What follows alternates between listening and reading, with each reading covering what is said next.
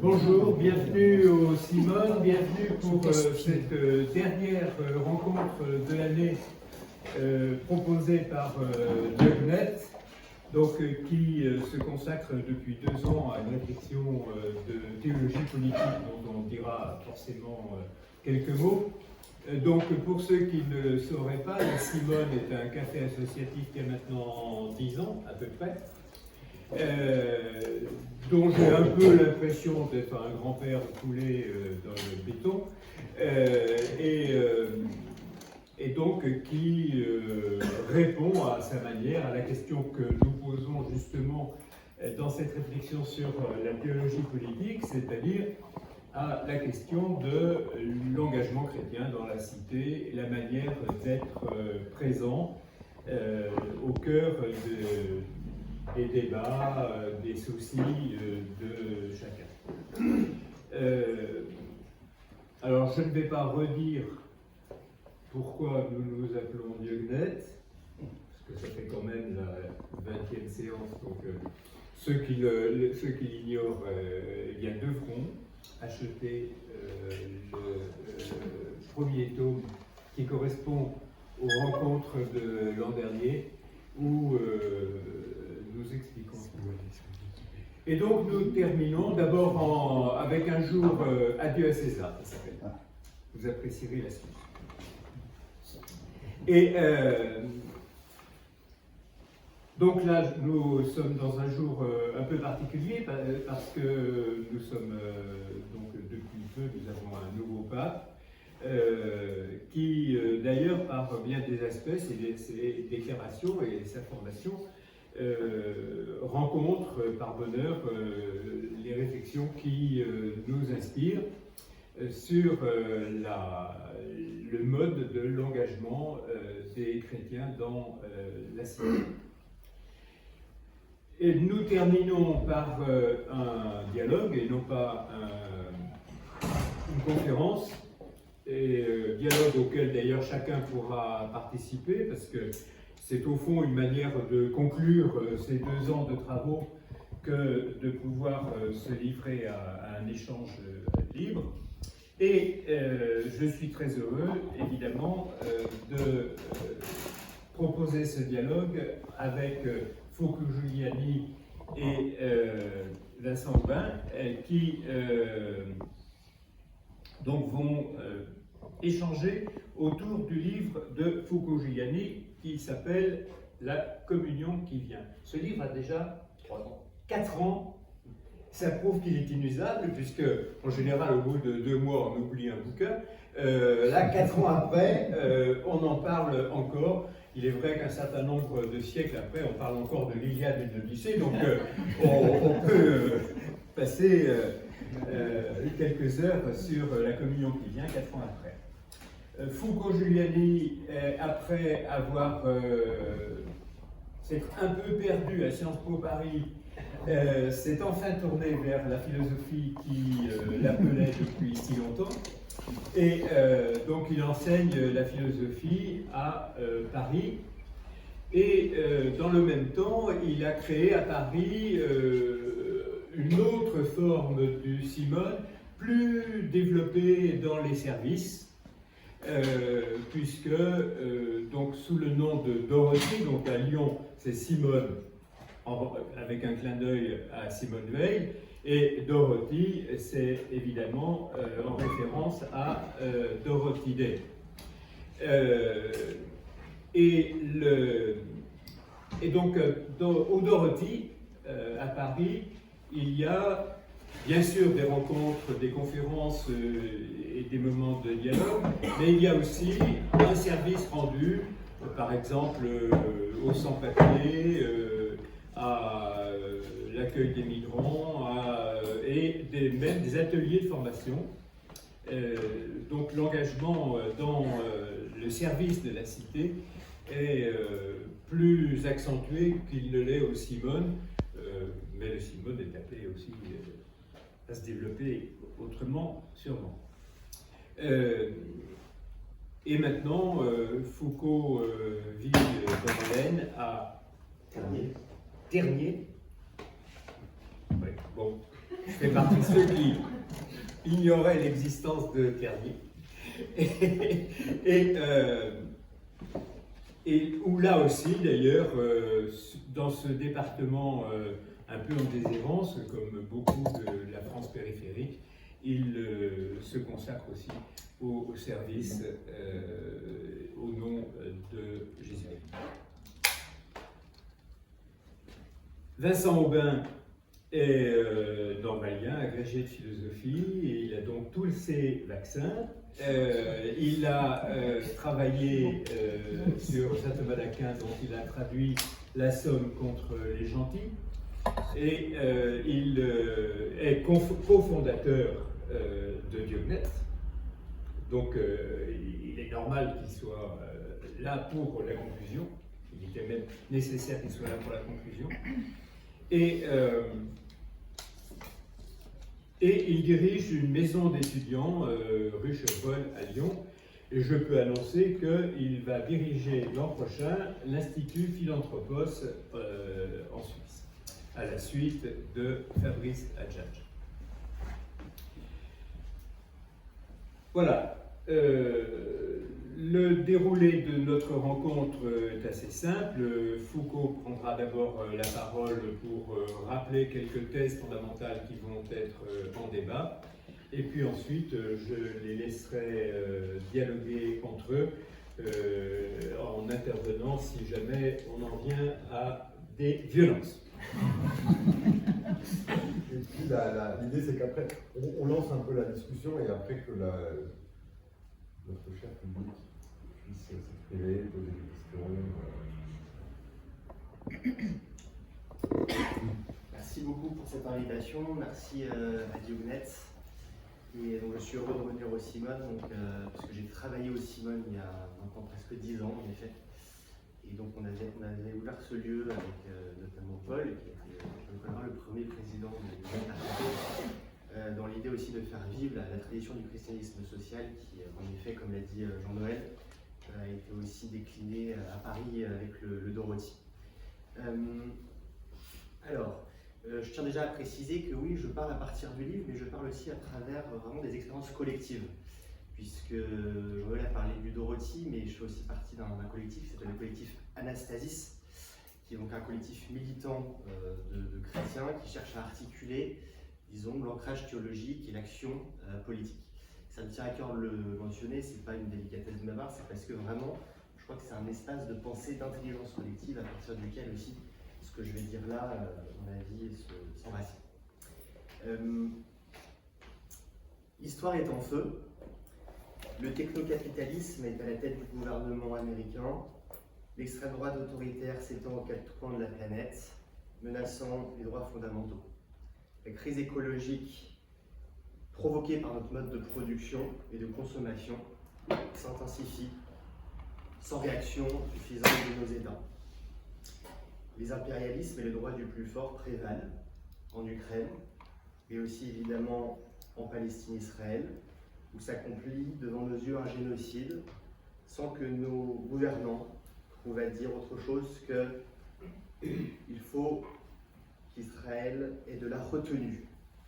Comme je cite un formidable diplomate de la Commission européenne il y a à peine 3 jours, de la retenue face à un État qui commet un génocide, ça fait mal aux oreilles.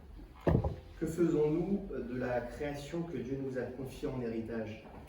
Comment traitons-nous les frères et sœurs de toutes les nations que Dieu nous a données? Évidemment, à ces réalités tragiques correspondent des états psychiques variés, très présents dans notre société.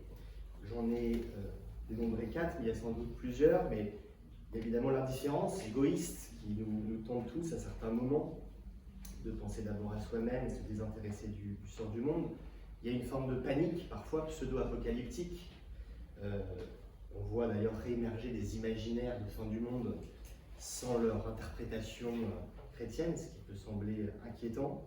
On peut avoir l'hédonisme cynique, il faut profiter tant qu'il est encore temps et peu importe ce qu'il advient. Et puis on peut aussi avoir parfois un simple désespoir, un sentiment d'impuissance profond. Certes, le monde n'a jamais cessé d'être en feu. L'injustice, la violence irriguent depuis toujours l'histoire humaine. Mais il y a quelque chose de singulier, me semble-t-il, dans notre époque, en ce qu'elle produit un double sentiment. Celui d'une angoisse, évidemment, liée à l'urgence de devoir prendre des décisions fondamentales. En cela, nous vivons, oui, une crise, c'est-à-dire un moment de décision. Mais l'angoisse s'éternise, car nos décisions fondamentales ne sont pas prises. Ça fait maintenant 30-40 ans qu'on sait, par exemple, que le modèle de production tel qu'on l'a nous conduit à une catastrophe humaine, qui va se chiffrer en millions de vies humaines perdues, mais pour l'instant, en tout cas, les intérêts économiques, renforcés par les intérêts politiques, se maintiennent. L'angoisse, du coup, née de cette idée d'urgence et de l'impuissance à agir, a conduit à un sentiment, comme je le disais, d'impuissance. La transformation n'advient pas. Et cela, évidemment, peut provoquer une forme de désespoir. Dès lors, une sorte d'aridité spirituelle risque de nous envahir. Or, évidemment, ce n'est pas à cela qu'en tant que chrétiens nous sommes appelés. Que pouvons-nous, du coup, tenter d'esquisser sans prétendre, évidemment, livrer un système tout fait? Car sans doute le rôle du chrétien en politique n'est pas de sortir de son chapeau un système technique parfait et prétendre qu'il est fondé parfaitement sur l'évangile. Néanmoins, il me semble qu'on peut tirer de la foi elle-même certaines pistes, certains concepts et certaines inspirations pour pouvoir agir au sein de la société. Je vais donc détailler rapidement 3 dimensions, on pourrait dire, de ce que dans le livre on appelle la communion. Avant de dire ces 3 aspects, une petite précision sur ce terme même de communion. Pour le dire simplement, la communion, pour nous, c'est la seule finalité valable pour une collectivité humaine lorsqu'on réfléchit d'un point de vue chrétien. Il n'y en a pas d'autre. Les Grecs, par exemple, dans l'Antiquité, parlaient du bonheur collectif pour penser la finalité de la société. C'est présent, par exemple, chez Aristote. Il nous semble que les chrétiens disent autre chose. Ils doivent parler, à notre avis, de fraternité, mais le mot le plus juste semble être le mot communion. Qu'est-ce que la communion? Dans les évangiles, le terme de royaume est omniprésent. Je renvoie d'ailleurs à un excellent livre qui est sorti il n'y a pas longtemps de François Audinet, l'aumônier national du Secours catholique, Maintenant le royaume, qui explore de façon tout à fait passionnante cette notion de royaume. Ce motif récurrent des évangiles n'est ni un principe théocratique, ni une justification théologique du pouvoir étatique. Il nous semble au contraire qu'il est utilisé pour désigner l'avènement, toujours fragile, toujours menacé, de justement la communion. La communion, c'est d'abord une relation à Dieu, puisée dans la prière et dans les traditions ecclésiales, où Dieu s'offre comme amour. En cela, la communion est donc un mode de relation, d'ouverture à Dieu. En retour, cette relation nous donne une puissance de conversion. Il y a un échange qui s'instaure entre Dieu et l'humain, pensons-nous, échange qui produit une transformation intérieure de l'être. Ce n'est pas individuel seulement comme phénomène. Ce phénomène peut avoir des effets à portée collective et politique. Il faut noter que cette relation transformatrice de la communion advient nécessairement dans un dessaisissement de soi-même. En cela, le premier geste du chrétien n'est pas d'abord d'affirmer une croyance, mais de se désencombrer de ses productions subjectives, de ses catégories mentales. Et c'est là le combat spirituel qui, évidemment, n'est jamais terminé. Car au fond, Dieu cherche sans doute à nous envahir, nous résistons continuellement à sa venue. En tout cas, la communion, lorsqu'elle est vécue, est cette relation transformatrice. Or, comme je le disais, cette relation transformatrice a des effets qui nous dépassent. Nous pensons, en cela, qu'il y a un effet politique de la communion. La communion nous dispose à trouver le bonheur dans le don de soi, ce qui ne va pas du tout de soi-même. elle dispose aussi au désir de lutter pour une société plus juste. Une société où enfin soit prise au sérieux la dignité de chaque personne. Et je crois que là-dessus, la doctrine sociale de l'Église a dit des choses importantes. La dignité, ce n'est pas un mot en l'air, un principe simplement théorique et juridique, c'est d'abord le fait de produire des conditions de vie dignes à une échelle mondiale, pour les uns et pour les autres. C'est d'ailleurs ce qui peut sembler parfois un peu grandiloquent dans la doctrine sociale de l'Église, c'est qu'elle parle toujours à une échelle qui peut nous sembler éloignée, hein. Ce n'est pas une échelle nationale, c'est bien une échelle universelle et mondiale. Mais je crois qu'il faut prendre au sérieux ce qui nous est dit ici. La communion, ce n'est pas la fraternité nationale, c'est quelque chose qui transcende toutes les frontières. 3 facettes de cette communion que j'exprime donc rapidement. Première chose, j'en ai déjà un peu parlé, nous vivons dans un système capitaliste qui nous ment. Pourquoi nous mentir? Essentiellement parce qu'il prétend qu'il est là pour produire des biens et satisfaire des besoins. Mais ce n'est pas, du moins, le principal objectif du capitalisme. Ce n'est pas vrai. Le capitalisme est un système de production de richesses financières. Marx l'a très bien montré, c'est un système où la production est subordonnée à la maximisation de profits et d'argent. C'est pour ça d'ailleurs que le capitalisme génère une accumulation absolument pléthorique d'argent. Pas du tout d'argent, au contraire de ce que nous est dit. Il suffit de taper sur Google argent et paradis fiscaux et vous verrez les sommes qu'il y a en jeu. On est sur des dizaines, centaines de milliards d'euros placés on ne sait où pour servir à on ne sait quoi. Le capitalisme n'est pas là donc pour d'abord satisfaire des besoins, il est là pour produire de la richesse financière infinie. Évidemment, dans le même mouvement, et pour éviter que les peuples se révoltent, et aussi parce qu'il y a sans doute une rationalité économique là-dedans, il produit des biens, et c'est ce qu'on voit avec le système consumériste qu'on a sous les yeux. Nous sommes tous pris dans ce système. Moi, comme tout le monde, nous sommes ce qu'on appelle dans le livre enrôlés. Enrôlés malgré nous, puisqu'il suffit d'avoir un compte bancaire pour être pris dans cette logique de la maximisation du profit. En cela, je dois passer vite, mais il nous semble que le capitalisme actuel réalise une sorte d'annonce faite par le Christ dans Matthieu 6. Nul ne peut servir de maître, ou bien il haïra l'un et aimera l'autre, ou bien il s'attachera à l'un et méprisera l'autre. Vous ne pouvez pas servir à la fois Dieu et l'argent. Ou bien, Dieu ou l'argent. Eh bien, c'est l'argent. Nous sommes tous serviteurs de l'argent. Nous servons l'argent, non pas parce que nous sommes dévorés de cupidité, tous et toutes d'un point de vue subjectif, mais parce que notre vie même est enrôlée dans la mécanique capitaliste mondialisée. De par ma consommation, de par le compte bancaire que je possède, de par mon appartenance nationale, je participe à cet enrôlement dans la production de richesses inutiles.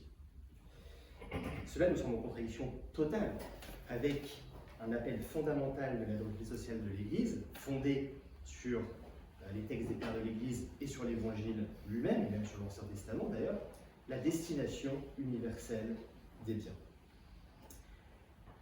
La destination universelle des biens, je passe très vite dessus, mais il me semble qu'elle dit 2 choses essentielles. 1, il y a suffisamment de biens matériels pour qu'une infinité d'hommes et de femmes vivent dignement sur Terre. Si nous avons une approche non d'appropriation des ressources, mais de réception, on pourrait dire, de ces ressources comme des dons offerts de plus haut que nous. Donc, non pas des ressources privées, mais d'abord des dons offerts à la vie humaine. Une deuxième chose me semble très importante, c'est dans le droit fil de ce que je viens de dire, ces ressources demandent à être réparties, non pas en vertu de la logique de la propriété privée ou de la nationalité, mais en vertu du besoin des hommes et des femmes à un niveau mondial. On ne voit donc pas comment, à une époque mondialisée, échapper à la question d'une transformation du concept de propriété et de se battre pour celui-là à un niveau mondial. Deuxième point sur la communion. Donc ça, on pourrait dire ce premier point traite de conditions en fait, économiques, matérielles de la communion. Comment penser la communion qui est une forme d'unité, une forme de vie en commun où la relation à l'autre permet une forme de déploiement et de bonheur. Comment penser ça si on ne commence pas par offrir à chacun des conditions de vie matérielle digne? Tout à fait impossible. Deuxième idée dans le droit de fil de ce que je viens de dire, pas dans ce livre, mais dans un prochain livre à apparaître en mai prochain, avec le collectif Anastasis, nous pensons ce que l'on appelle le cosmopolitisme. J'essaie rapidement d'expliquer ce que ça signifie. L'État-nation est une réalité ambivalente pour nous, occidentaux, notamment français. D'un côté, on ne peut pas nier que c'est dans ce cadre qu'on a acquis des droits, importants, des droits politiques, des droits sociaux. On ne peut pas donc juste le jeter comme ça au rebut. Néanmoins, on sait très bien que le grand problème de l'État-nation, c'est d'identifier l'intérêt national et le bien commun. Alors ça n'a rien à voir. L'intérêt national, ce n'est pas le bien commun. Ça réfléchit dans une logique utilitariste, ça réfléchit dans une logique finalement restrictive. En tant que chrétiens, nous ne pouvons pas nous satisfaire de l'idée que la finalité de notre collectivité, c'est de servir les intérêts d'une nation, d'un peuple particulier. Je suis fier de la France lorsqu'elle se bat pour les droits de tous et de toutes. Je suis fier de la France quand elle dit non à la guerre en Irak en 2003. Je ne suis pas fier de la France lorsqu'elle réfléchit à son seul intérêt en l'opposant à celui des autres nations. L'échelle mondiale est une échelle politiquement nécessaire, non seulement théoriquement, donc pour penser le bien commun, mais aujourd'hui, de façon urgente, à une époque, comme je l'ai dit, la mondialisation capitaliste a déjà rapproché les modes de vie des uns des autres. Ce qu'on consomme ici a un effet là-bas, l'air que je respire ici a un effet au bout du monde, il dépend de ce qui se passe au bout du monde. Il nous semble complètement aberrant de rester dans un cadre souverainiste. C'est un piège. La mondialisation capitaliste produit en retour des réactions souverainistes, c'est tout à fait logique, des envies de protection, de frontières, etc. Ça nous semble être un piège car, à notre avis, cela dispose à l'affrontement général des souverainetés particulières. Et il nous semble d'ailleurs que c'est ce qui est en train de se mettre en place. Donc, dans la mesure où les modes de consommation d'ici sont directement conditionnés par les modes de production de là-bas, nous pensons qu'il n'y a plus de prochain qui ne soit finalement immédiat pour nous. Le prochain, c'est l'humanité. Le prochain, c'est aussi bien mon frère et ma sœur ici français, mais c'est aussi bien l'Indien ou le Bangladais à l'autre bout du monde, puisque nos vies ont un impact réciproque l'un sur l'autre. Nous avons des prochains lointains, nous avons des prochains proches, mais nous n'avons que des prochains. C'est peut-être ce que parvient à réaliser, dans un sens de façon tout à fait paradoxale et extraordinaire, le capitalisme mondialisé, créer, faire de tout homme et de toute femme, pour nous, des prochains. Des gens que nous croisons sur notre route, bien que nous n'en ayons pas forcément conscience. Dès lors, le monde, aujourd'hui, est un fait de sensibilité, un fait de conscience. Nous savons les uns les autres ce que je viens de dire, c'est pas tout à fait révolutionnaire et original. Ce qui n'existe pas encore, c'est prendre au sérieux ce que cela signifie sur le plan politique. Si le monde est devenu un fait de conscience et de sensibilité, alors il doit devenir aussi un fait politique. Et il me semble que c'est dans le rôle des chrétiens de plaider dès lors pour une pensée cosmopolitique. Quelle forme d'institution internationale mettre en place pour que l'action des États, le droit de nos États, ne soit plus fondé sur la recherche de l'intérêt particulier, mais sur la recherche de la production d'un bien commun mondial. On n'entend pas du tout ces discours aujourd'hui dans le champ politique. Dernier point, en quelques minutes, autre idée que nous développons dans le livre, la foi n'est pas pour nous une identité. Nous voyons ressurgir en France un mot racisme tout à fait problématique, pas du tout nouveau. Zemmour ne fait que redire ce que Maurras a dit il y a 100 ans. Politique d'abord, la religion c'est un trait culturel, un patrimoine à défendre. Zemmour a quand même dit dans une interview qu'il était avec l'Église contre le Christ. Texto. Il a dit dans la même interview, le Christ non, le Christ c'est la mort. Et les chrétiens votent pour lui. Et à Versailles, on est à 25% de vote pour Éric Zemmour. Ça le dépasse complètement. Zemmour fait ses plus hauts scores dans les endroits où le christianisme est le plus enraciné, le catholicisme est le plus enraciné. Il faut le prendre au sérieux. Qu'est-ce que ça signifie sur notre construction politico-religieuse? Ça montre bien qu'il y a ici, à notre avis, un gros problème dans la façon d'envisager tout simplement ce que c'est la foi. La foi n'est pas une identité. La foi intervient dans l'histoire à un moment donné, il y a une histoire avant, elle intervient comme un processus de conversion des cultures. Elle intervient comme Paul a bien construit ce concept dans la communion chrétienne, comme un processus de greffe sur quelque chose qui la précède. La foi chrétienne n'est pas une culture, elle est un processus de conversion, de réorientation des collectivités, des individualités, des cultures. En cela, oui, elle a un effet transformateur, mais il est complètement absurde de séparer le processus de conversion des effets, à la rigueur, culturels, matériels que produit cette conversion.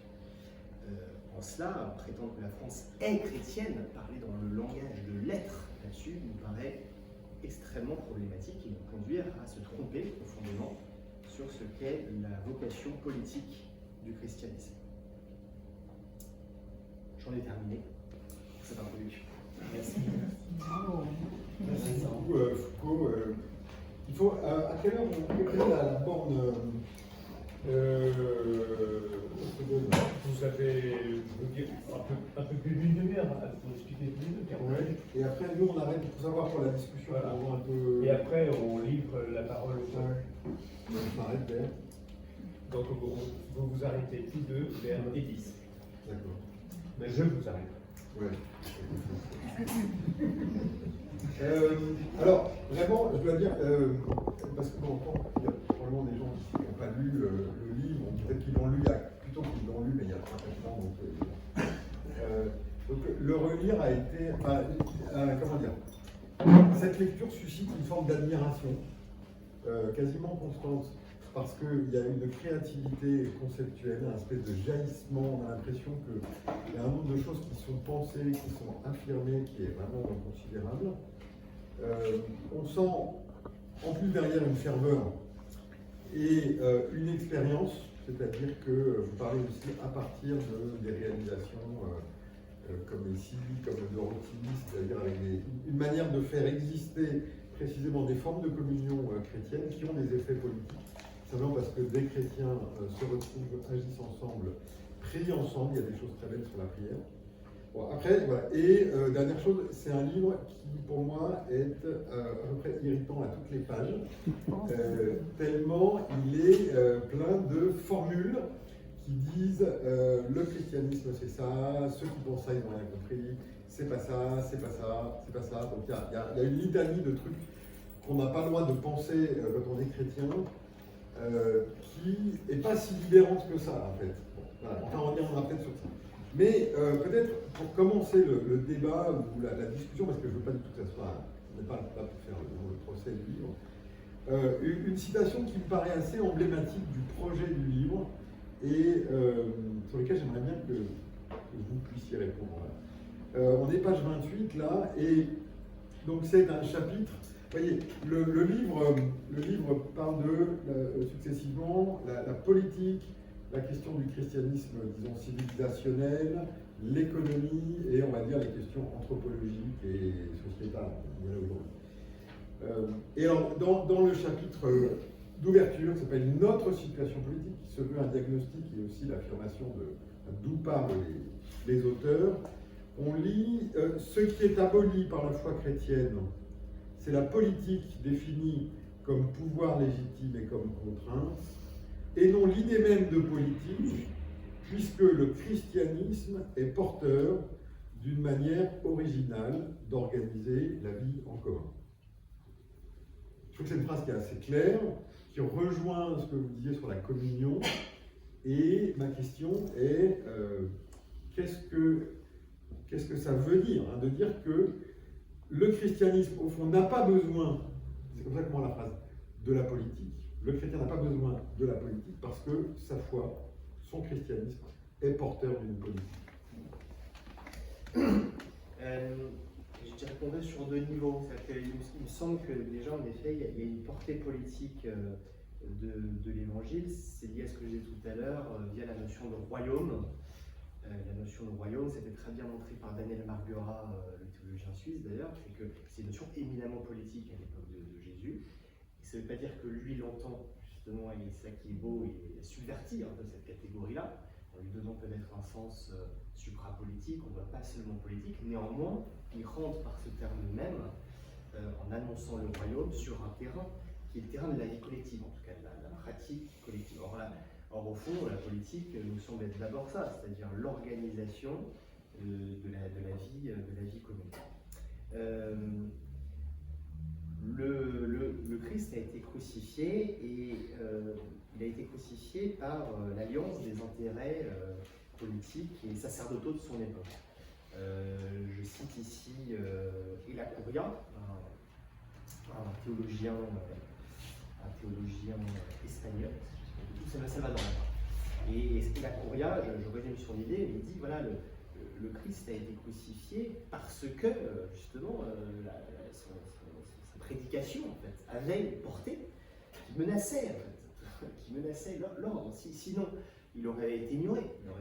Il me semble que c'est un critère d'ailleurs intéressant de la politique. On qu'on commence à faire de la politique, on ne veut plus être ignoré par les groupes sociaux, par les médias ou par les pouvoirs. Ça commence à mettre en lumière les problèmes, à laisser entendre qu'on pourrait faire différemment, etc. C'est un critère qui me semble intéressant. Et donc en cela, il y a en effet un premier aspect politique du christianisme qui est de promettre et commencer à incarner, à mettre en pratique des formes d'organisation. C'est pour ça d'ailleurs que l'histoire de la chrétienté s'est jalonnée tu l'as un peu dit, mais de jaillissement, de production de vie collective, d'une grande créativité qu'il ne faut pas idéaliser. Ça c'est très très important, parce qu'en effet, c'est pas parce qu'on est appelé à vivre la communion qu'elle se vit, et c'est pas parce que on pense qu'il y a un fondement peut-être juste dans l'appel à vivre d'une certaine manière collectivement que le péché disparaît et qu'il n'y aura pas de problème. Ça semble extrêmement important de le rappeler. Mais en tout cas, il y a un aspect politique dans la mesure d'une vie collective qu'on peut enraciner à partir de la réception de la prédication du Christ. Jean-Noël, je crois, parler de Dorothy Day. Dorothy Day, j'ai beaucoup d'admiration pour elle là-dessus parce qu'elle a vraiment pris au sérieux ça. C'est-à-dire que le Catholic Worker, c'était pas seulement un journal, c'était un réseau de vie, de maisons, qu'on appelle les maisons d'hospitalité, jusqu'à 300 aux États-Unis. C'était un vrai réseau de vie, de pensée, qui rassemblait des milliers et des milliers de personnes. Et le désir profond de Dorothy Day, c'est juste ça, c'est de créer les conditions d'une communion entre des personnes de sociologie complètement différentes. Mais là où c'est pas juste du vivre ensemble, mais qu'il y a une direction, c'est que pour elle, cette vie commune, collective, elle a aussi un rôle dans la confrontation avec les modes de vie collectifs extérieurs. C'est pour ça qu'elle défie l'État américain lorsqu'il lance la guerre au Vietnam, c'est pour ça qu'elle remet en cause le mode de production capitaliste, etc. C'est qu'elle se rend bien compte que ne pas s'arrêter au milieu du guet. On ne peut pas vivre de cette manière, dire c'est juste une façon à nous de vivre, mais ça ne concerne pas l'extérieur. Non, il faut tirer de cette manière de vie collective une sorte d'énergie collective pour surgir dans la sphère publique et ébranler en fait, les structures de vie collective extérieure lorsqu'elles nous semblent être en décalage avec, de façon trop importante, disons, avec les principes chrétiens. Alors là, c'est un premier aspect. Ensuite, je passe plus rapidement sur le second, mais il y a une critique du pouvoir politique, oui, qui, à mon avis, aussi est présente dans l'Évangile, que j'ai beaucoup aimé d'ailleurs dans le livre que vous avez publié, l'article de Denis Sureau, l'exégèse qui fait du rendez à César ce qui est à César et à Dieu ce qui est à Dieu. Il montre bien que cette parole du Christ est interprétée dans le sens d'une séparation des ordres tardivement, à partir du XIIIe siècle, et qu'on peut entendre cette citation. Déjà, il ne faut jamais faire abstraction du contexte, ça vient dans un contexte où le Christ est pris en étau, d'un côté par les Hérodiens, alliés du pouvoir romain, et de l'autre par les pharisiens, qui attendent de lui une portée révolutionnaire, donc il y a un contexte de mise en pression, et il montre bien que cette parole du Christ peut être vue comme un acte, au contraire, presque anarchisant, quoi. C'est-à-dire rendez à César. Il y a qui sur cette pièce? Il y a l'effigie de César, donc déjà il y a une effigie divinisante de César. Rendez à César. Donc c'est un acte vraiment de mise en contradiction, de dire vous prétendez-vous révolutionnaire et vous entendez que je suis on pourrait dire un rebelle, et au fond, non, moi je demande juste une forme de vie indépendante. Libéré justement de cette espèce d'empereur qui prétend être Dieu sur terre, etc. Donc il y a un acte d'insoumission, on pourrait dire, tout à fait extraordinaire. Et je crois que on voit pas mal dans l'exégèse que fait Denis Sureau, c'est qu'en effet, quand on va les évaluer quelques jours après, au procès, c'est bien indiqué, la rébellion fiscale est un critère invoqué par les accusateurs de Jésus pour dire à Ponce Pilate, il refuse de payer le tribut à l'empereur. Donc ça me semble quand même très important.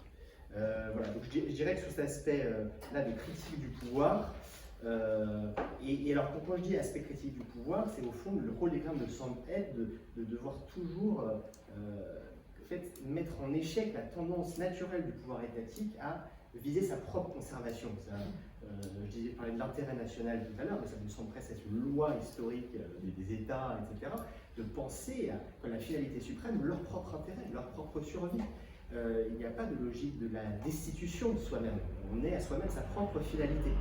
Et quand on dit ça, ça ne veut pas forcément dire être dans une logique conflictuelle du pouvoir, mais c'est de rappeler, peut-être aussi, à la seule finalité qui le rendrait valable, qui serait une finalité qui le transcende, justement. Et le pape François, là-dessus, me semble avoir quand même une pratique du pouvoir intéressante, une pratique d'une église non autoréférentielle, comme il dit. Je trouve ça très beau, l'église doit perpétuellement travailler à son propre dessaisissement d'elle-même. Elle n'est pas là pour elle, elle est là pour l'humanité, pour annoncer à l'humanité quelque chose, mais aussi pour mettre en pratique une forme de vie amenée à se généraliser, on l'espère, et amenée à créer les conditions de la communion, justement. Ça suppose de se libérer, à mon avis, de pas mal des catégories politiques telles qu'elles nous sont finalement enseignées. Oui, alors, bon, merci beaucoup. Mais ça renvoie, en fait, à la fois ça éclaire et puis ça rend plus aigu certaines des questions que je me suis posées en lisant le livre. Mais peut-être en parlant de ce que tu dis à la fin, c'est-à-dire, voilà, il y a une forme, enfin, quelque chose qui est un peu récurrent dans le livre, dans le christianisme, il y a une forme de destitution de tout, voilà, de destitution, donc de la politique, de l'économie, de l'identité, voilà, de la différence des sexes, enfin, donc, toutes ces choses-là. Et alors, j'ai envie de poser deux questions. La première, on peut avoir l'impression en lisant le livre, dont les thèses politiques, en gros, me conviennent assez souvent.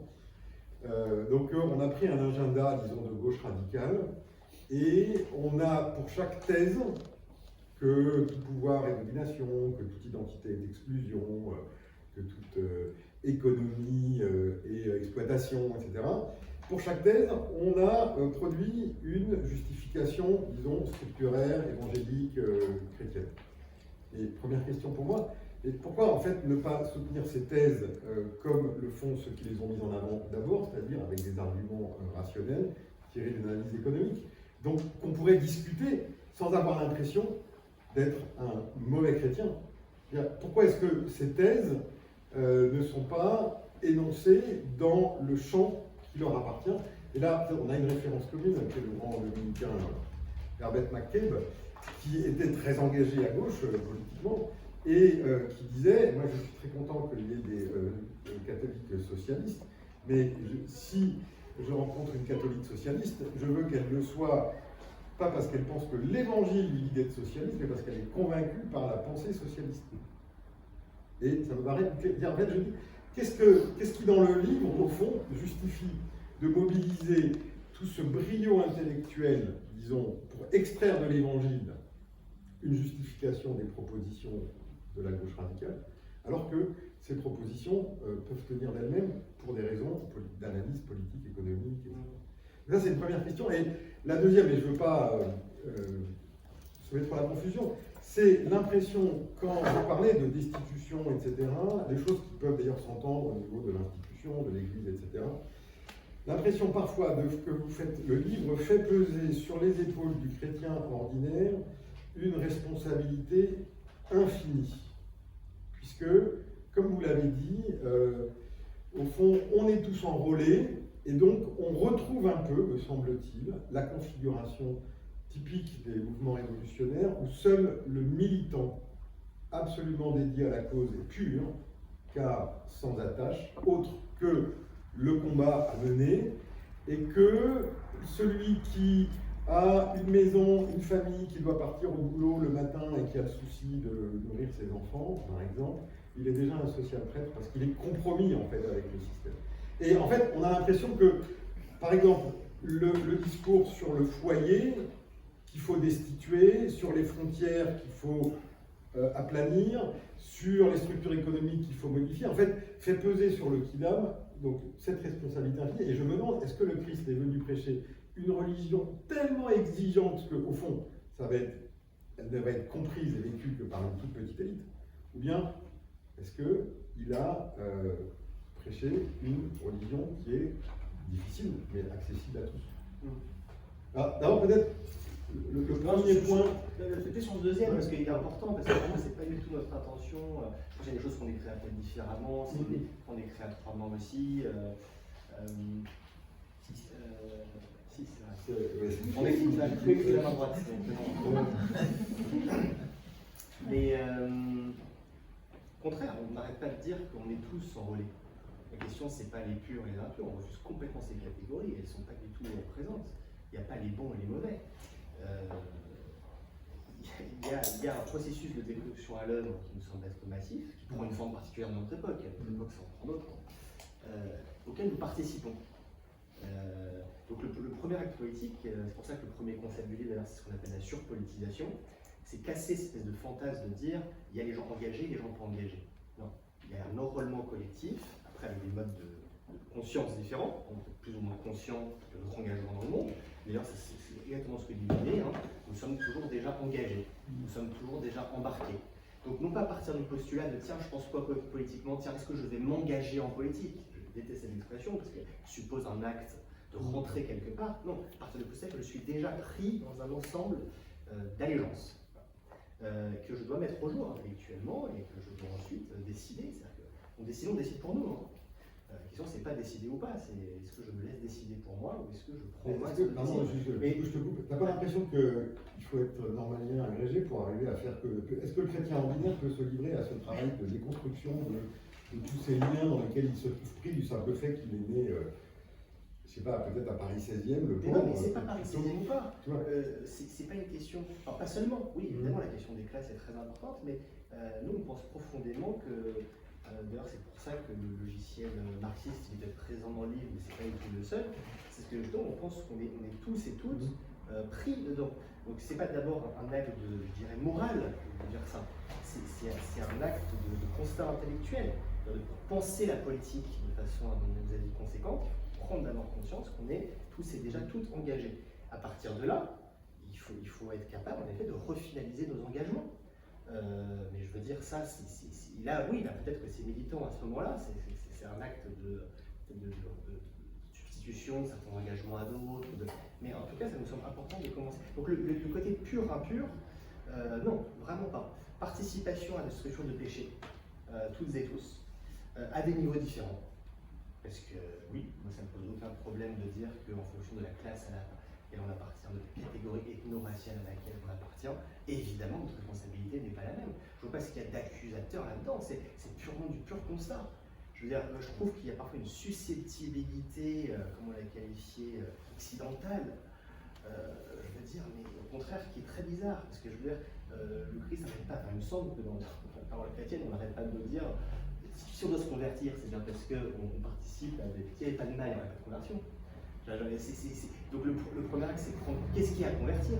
C'est pas du tout accusateur ou méchant de dire et de penser qu'on participe à des structures de péché. Oui, à des niveaux différents, parce qu'en effet, ça ne me semble pas pareil d'être ouvrier et de devoir passer son temps à dégager, donner tout son temps pour gagner un SMIC, que d'être à la tête d'une multinationale. Oui, c'est pas la même chose. Mais néanmoins, il y a une participation de bac. Donc le pur et l'impur, vraiment, je refuse cette catégorie. Les constats qu'on participe à l'exclusion de péché, qu'elles sont à convertir, oui. Sur la première question, je pense que oui, il y a un désaccord de fond.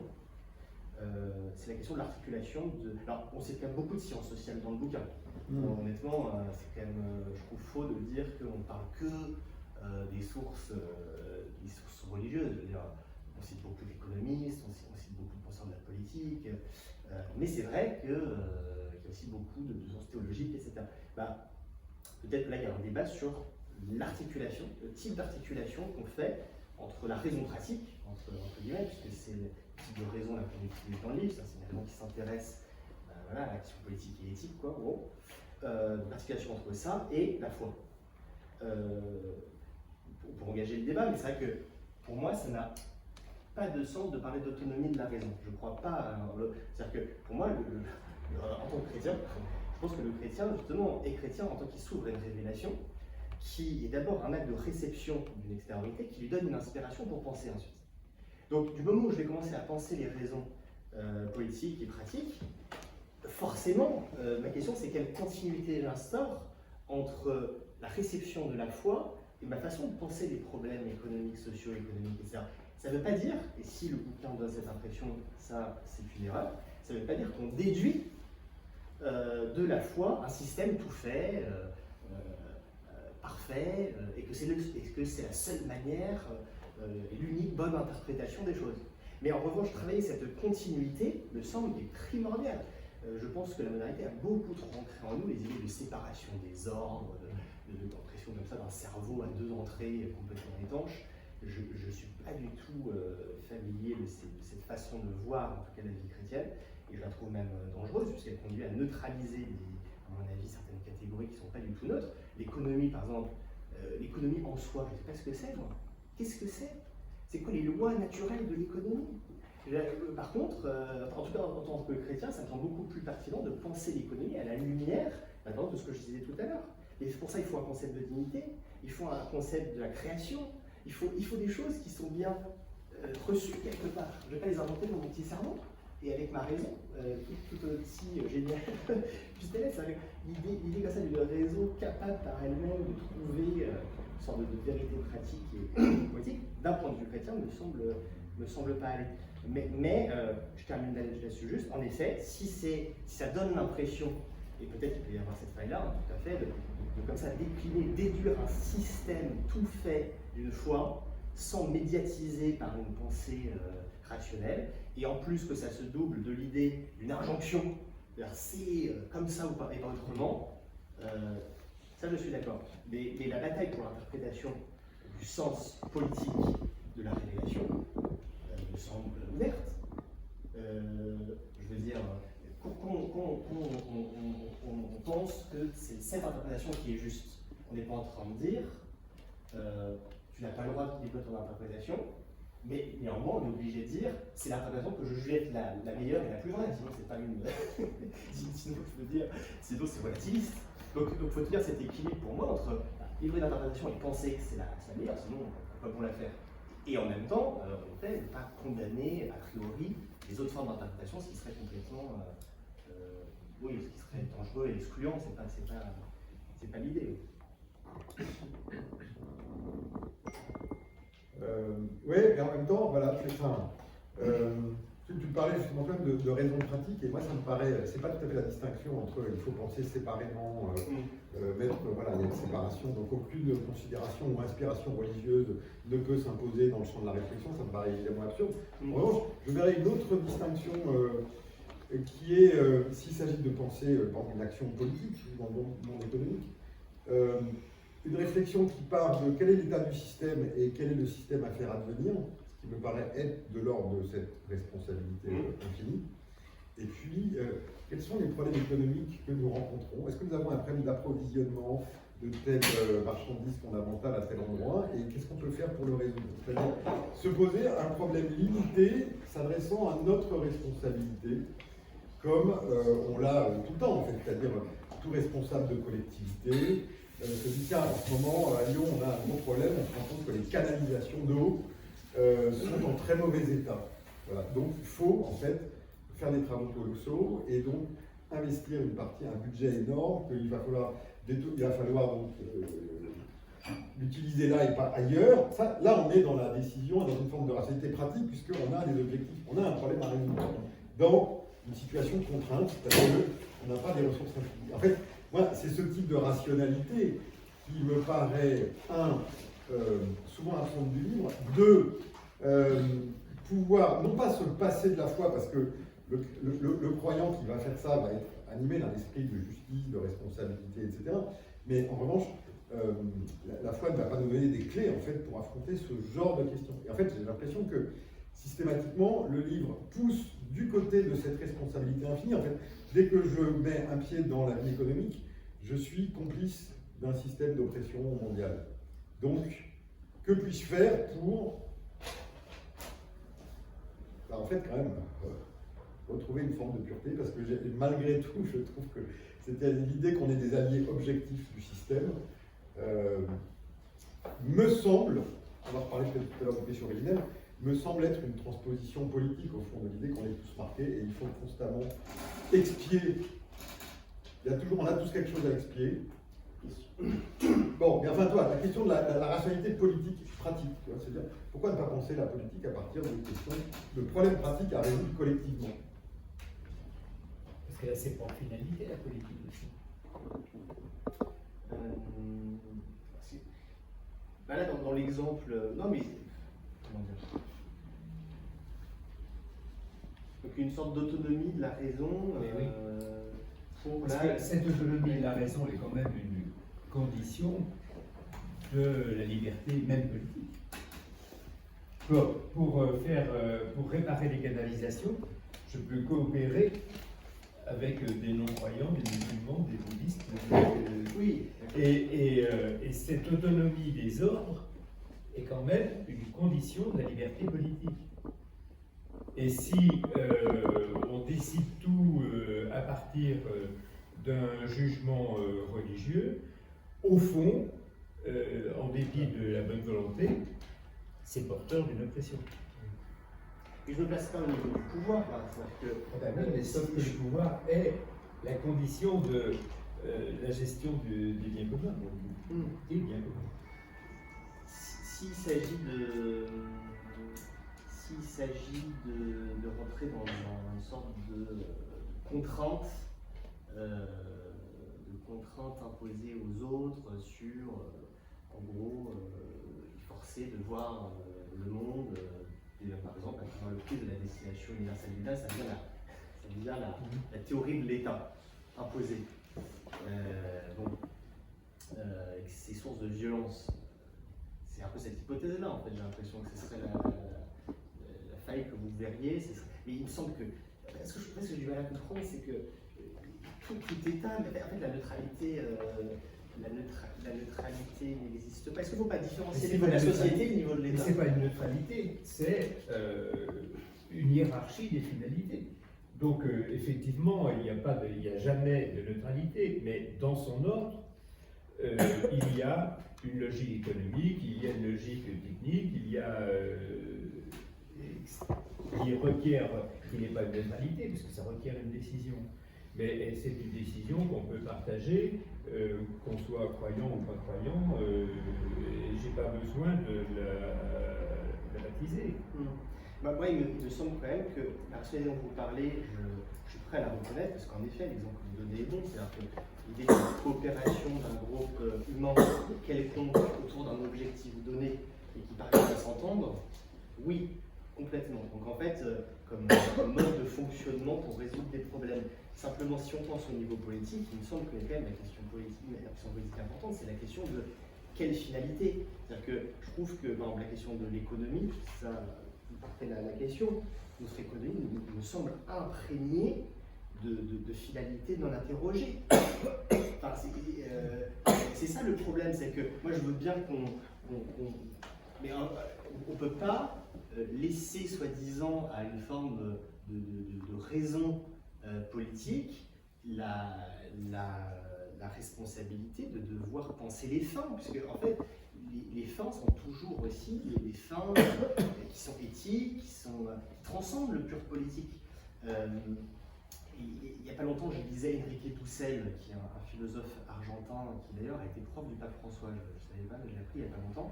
C'est un penseur qu'on range souvent dans le champ des études décoloniales. Donc, Enrique Dussel, il a une idée intéressante. Il dit la modernité est traversée par un mythe profond, qui est qu'elle croit qu'elle est apparue avec l'idée d'une raison autonome, tout ça, les Lumières, la Renaissance, etc. Il dit, mais la vérité, c'est d'abord un phénomène géopolitique, matériel, qui est la conquête de l'Amérique. À partir de ça, la désignation d'un autre comme étant un autre exploitable à merci, des ressources exploitables à l'infini. Et c'est ça qui a servi de base d'accumulation ensuite au développement énorme de l'Occident à la suite de ça, et le fait qu'elle dépasse la Chine alors qu'elle n'était pas du tout jouée à l'avance. Bon. Et ça me semble intéressant parce que du coup, il interroge des catégories antérieures, disons, au développement, là, en l'occurrence, et qui sont des catégories anthropologiques, de conception de l'autre, de conception justement de la richesse, etc. C'est pas du tout des trucs perchés juste de penseurs décoloniés aujourd'hui.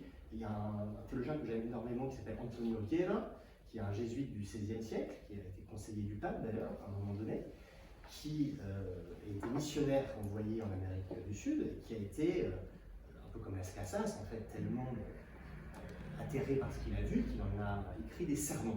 Il y a un très très beau sermon de lui qui s'appelle « Sermon de Saint Antoine au poisson ».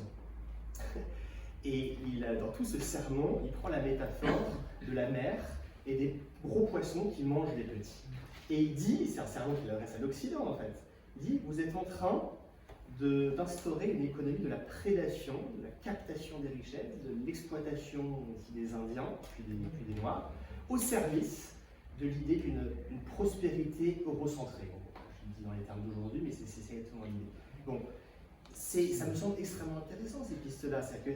Ça montre bien qu'à mon avis, nos sciences humaines sont souvent imprégnées de catégories bien suprarationnelles dans un sens de postulats, et que c'est sur ce terrain-là qu'il me semble que le christianisme a un mot à dire, et qu'en ça je ne crois pas trop à l'idée de la société, qu'on nous dit être libérale, puisqu'elle laisse entendre que nos représentations viendraient d'abord de nous, individus, qu'on n'aurait qu'à choisir sur un marché. Je pense qu'on est bien plus déterminé collectivement qu'on le pense par des mythes, des catégories fondamentales qui sont reçues, en fait, que je l'ai expliqué tout à l'heure. Le capitalisme, par exemple, a un mythe fondamental, qui est le mythe de l'accumulation infinie, le mythe des ressources infinies qu'on pourrait comme ça utiliser sans se préoccuper de leur répartition. Il y a des mythes fondamentaux. Il faut les mettre au jour, il faut les... Mais alors, est-ce que ça, c'est, comment dire, est-ce que ça a des conséquences pour tout chrétien? La formule pour un catéchisme révolutionnaire qui n'est pas trop glosée en fait dans le livre, mais qui apparaît assez tôt au début. On a l'impression que l'important c'est que le catéchisme devrait transformer tous les baptisés en militants révolutionnaires. Alors que ce que tu décris là dans ton propos, auquel je suis prêt à adhérer, c'est un travail d'intellectuel critique. Donc c'est très bien ce travail. Ce travail à mener d'interrogation des systèmes, des présupposés, des impensés, de la pensée économique et tout ça. Et ça, c'est pas un programme de vie chrétienne. Ça peut devenir un programme de vie chrétienne pour celui dont la vocation est celle de l'intellectuel critique et qui va devoir vivre cette vocation dans le combat de la foi et tout ça. Mais est-ce que ce discours a des conséquences sur la manière dont un chrétien ordinaire doit essayer de se sanctifier en assumant des responsabilités à son échelle? Sur le anastasis, c'est ce qu'on essaye de faire, c'est-à-dire de s'engager politiquement sur des causes en bâtissant des alliances au cas par cas, à géométrie variable, en fonction de qui, avec nous, peut se retrouver sur ce combat à partir de son propre corpus idéologique. Je prends deux exemples rapidement, mais le massacre actuel à Gaza. On a organisé en décembre dernier une prière pour la vérité, la justice et la paix, un rassemblement au sein duquel on a pu faire témoigner les chrétiens palestiniens, sur ce qu'ils vivaient là-bas. On a pu essayer de mettre au jour ces trois concepts de vérité, justice et paix qui nous sont profondément liés dans le conflit qu'on vit actuellement. Et à travers cet événement, on s'est relié à Chrétiens de la Méditerranée, l'Union juive pour la paix, Tzedek, qui est un collectif juif colonial, le GAI, groupe d'amitié islamo-chrétien, etc. Derrière cet événement, à mon avis, il y a la mise au jour d'une structure, on parlait de mythe, un mythe fondamental qui serait que l'État d'Israël s'est construit sur une sorte de terrain neutre, où rien n'existait, où il y avait une population avant, ça, c'est un mensonge historique total. D'ailleurs, on a notre grande part de responsabilité dans la création de ce mythe, puisqu'en effet, c'est le génocide des Juifs d'Europe et, je crois, derrière aussi un anti-judaïsme chrétien au long cours, qui a produit ce fait politique-là d'une négation totale d'un peuple déjà là et de justification ensuite de sa colonisation, puis aujourd'hui de son extermination. Donc là, c'est un exemple d'engagement. Un autre exemple d'engagement, la question de l'euthanasie actuellement, qui revient en force. On a publié plusieurs textes sur la question pour critiquer. Il nous semble là aussi reposer sur une conceptualisation de ce qu'est une vie bonne, de ce qu'est une vie de personnes diminuées, comme on dirait, qui seraient dignes, etc. Il y a des représentations derrière qui sont philosophiques, que charrient, par exemple, un projet de loi comme celui-là. Là-dessus, on s'engage avec un collectif qui s'appelle les collectifs des dévalideuses. Les dévalideuses, c'est un collectif de gauche, pas du tout croyant, de personnes en situation de handicap, et qui constatent que les discours de la gauche sur cette question leur font peur, parce qu'elles ont l'impression, en gros, que revient de façon rampante un eugénisme qui les condamne, qui condamne les gens dans leurs conditions. Et c'est ça, moi, qui me semble intéressant dans la société dans laquelle on est, pluraliste, je veux dire, où c'est une minorité en termes c'est de réussir à partir de notre ancrage théologico-politique, de nous relier avec des collectifs sur des causes qui nous semblent être bonnes, pour essayer tout simplement de favoriser la construction d'une société plus juste que la nôtre. En cela, ça dépasse le rôle juste de l'intellectuel. Je pense qu'il y a un travail militant qu'il faut, le mot ne fait pas peur, qu'il faut assumer. C'est vrai, quand vous écoutez, ce serait possible de discuter dans la salle. Oui, on a encore une heure après. On a encore. Voilà, ça fait une heure. Une dernière question. Après, on vous livre au cours. Question, alors, peut-être une phrase. Moi, je trouve ce qui est dommage, c'est que vous faites, et après vous nous donnez la parole. Alors qu'il y a des moments dans votre échange où c'est là qu'on a envie de dire « Ah, peut-être que monsieur, par exemple, a envie de dire quelque chose maintenant. » Alors, dans un quart d'heure, il aura oublié, parce qu'il y aura d'autres choses. Oui, mais il y aura d'autres choses. Bon, oui.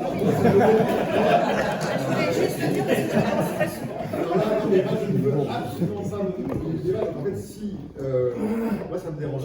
Je pense que ce que j'ai à dire n'est pas fondamental, et d'autres le diront mieux en plus. Donc, très bien, moi, ça me. Alors là, vivons l'interpellation du présent, là, ça me pose un problème. Donc voilà, très bien. Est-ce que. Alors, c'est un peu l'ambiance, mais maintenant, c'est à Foucault de répondre aux questions qu'on voudra nous poser.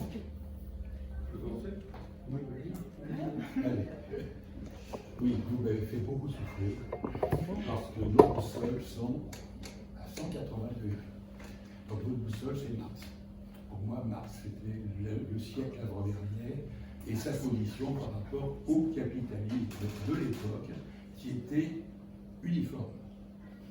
Aujourd'hui, je suis membre des dirigeants chrétiens depuis 30 ans. J'y suis rentré à 50 ans, donc avec déjà derrière moi 25 ans d'expérience professionnelle dans un métier de rencontre qui s'appelle le recrutement de cadres et dirigeants, que j'ai exercé en Europe entière.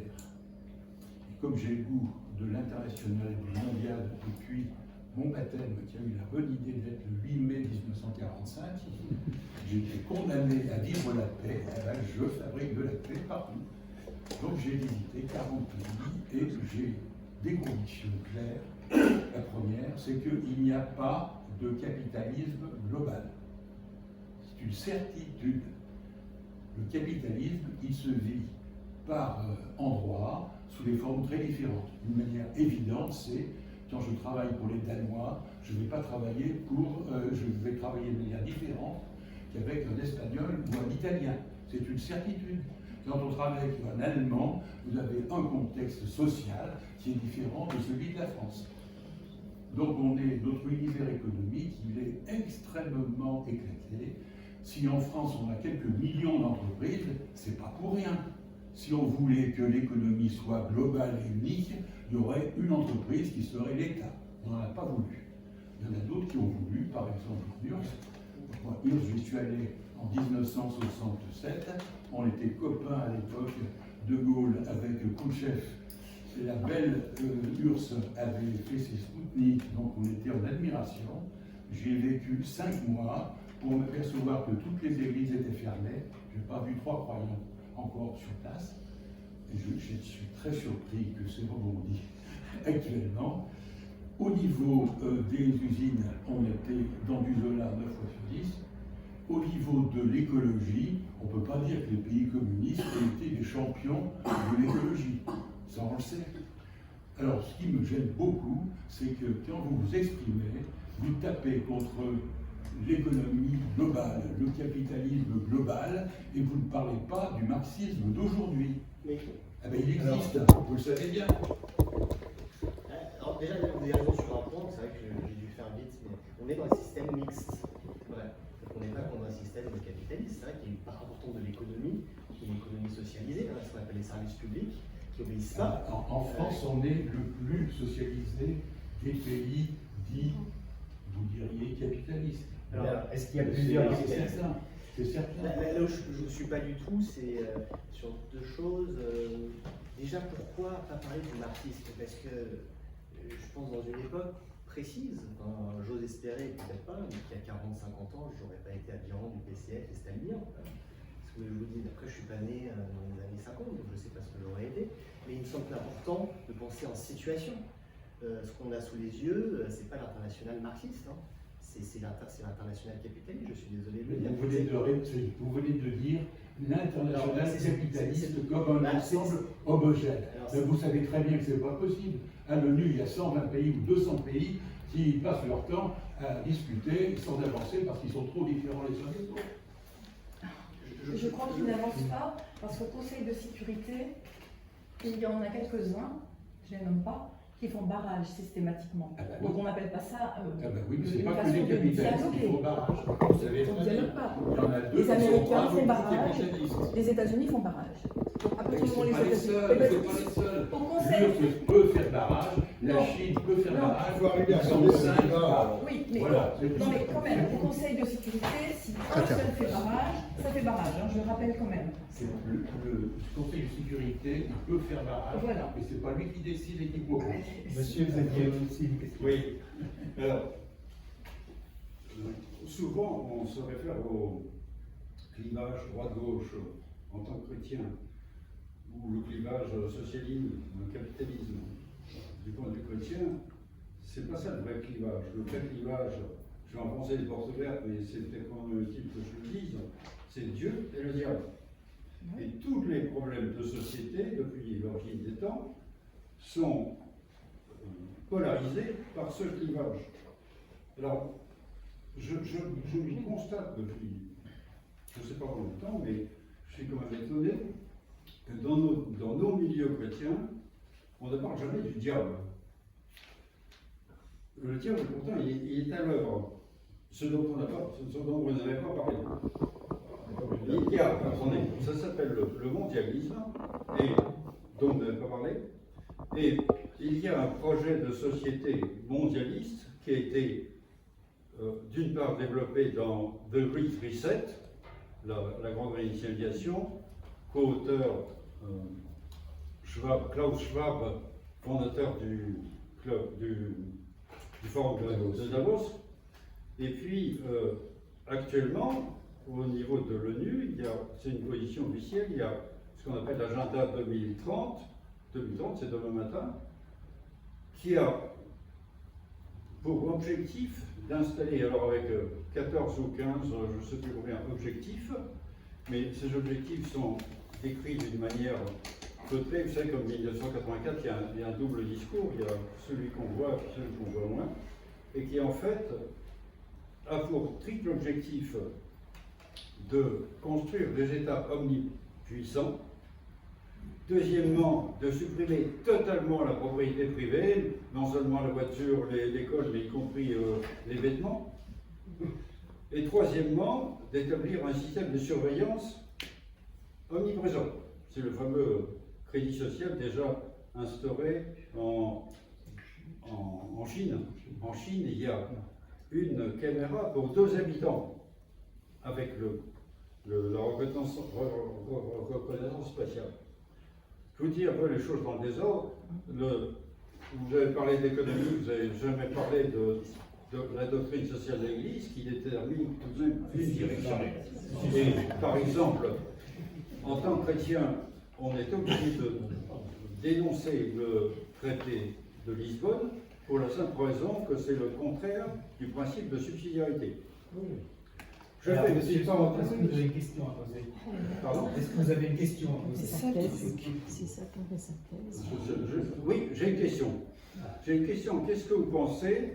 Alors, c'est une question qui contient une réponse. Qu'est-ce que vous pensez de la Déclaration des droits de l'homme? Sachant que toutes les républiques modernes sont basées sur la Déclaration des droits de l'homme de 1789. Article 3, souveraineté du peuple, ce qui est antagonisme avec la souveraineté de Dieu. Article 4, faites ce que tu veux du mot que tu viens de magasin, c'est-à-dire on privilégie l'individualisme, ce qui est le contraire du discours du Christ. Qu'est-ce que vous pensez de la Déclaration des droits de l'homme? Est-ce que vous êtes prêt à condamner la Déclaration des droits de l'homme et à condamner la République à au contraire à la position chrétienne? Ce n'est pas le cas. Une mini-phrase sur la question d'avant, parce que je n'ai pas pu répondre, mais sur l'international capitaliste, que les chaînes de production soient mondialisées et obéissent à la loi de la maximisation du profit, que les ressources soient vues comme de simples choses à disposition du productivisme et du consumérisme mondial. Je prends juste un exemple. Diminution des coûts, ça ne veut pas dire que le profit est équivalent à la diminution des coûts. Mais c'est fondamental. J'ai un ami chercheur qui travaille au Brésil dans le système agricole.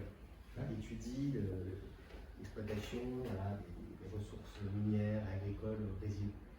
Bon, il revient d'un travail de recherche de 3 mois. Il est allé dans la zone du Brésil où il y a les plus grandes exploitations agricoles. Enfin, je veux dire, c'est le Brésil. Ce qu'il me raconte est exactement conforme à ce que je disais. C'est-à-dire qu'on transforme tout, on rase toutes les forêts. Le Brésil est immense, et ce que l'on rase, c'est pas 10% de la surface. On fait de la monoculture. C'est pas la même chose. On fait de la monoculture et on maximise la production pour maximiser les profits.